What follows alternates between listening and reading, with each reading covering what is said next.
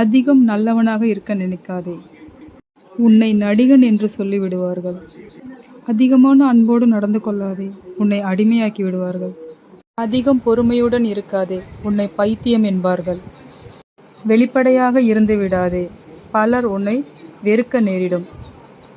எல்லோரையும் நம்பிவிடாதே. பின்னர் ஏமாந்து விடுவார். உன்னை சுயநலமாக பயன்படுத்துவரை விட்டு விலகியிரு.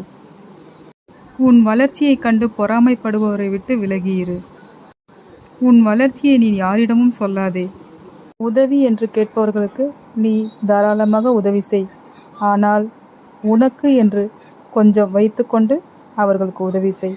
ஏனென்றால் நாளைக்கு நீ போய் உதவி கேட்கும்போது உனக்கு செய்வதற்கு யாரும் இருக்க மாட்டார்கள். ஆற்றிலே போட்டாலும் அளந்து போட வேண்டும் என்று சொல்வார்கள். உன் மனதில் உள்ள கவலைகளை கடவுளிடம் மட்டுமே சொல்லி எழு. வேறு யாரையும் நம்பி சொல்லிவிடாதே. ஏனென்றால் கடவுள் மட்டுமே உன்னை ஏளனம் செய்ய மாட்டார்.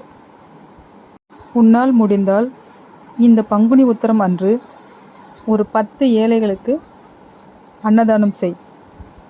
இதுவே முருகனை அருள் பெற மிகப்பெரிய வழி. முருகனை எளிதில் கூப்பிட என்ன செய்ய வேண்டும் தெரியுமா? பெரிய பூஜை புனஸ்காரம் தேவையில்லை. முருகா என்று அழைத்து பாருங்கள். உள்ளன்போடு முருகா என்று அழைத்தால் உருகி ஓடி வருவான் பக்தர்களுக்காக முருகன்.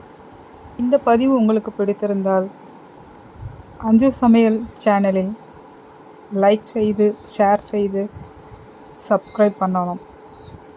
ஓம் முருகா போற்றி என்று கமெண்டில் பதிவு செய்யவும். ஓம் சரவண பவ. முருகா என்ற மந்திரத்தை நாள்தோறும் சொல்லிக்கொண்டிருங்கள். ஆறுமுகம் அருளிடும் அனுதினமும் ஏறுமுகம். இது ஒன்றே வெற்றிக்கு வழி. முருகன் இருக்க பயமேன்.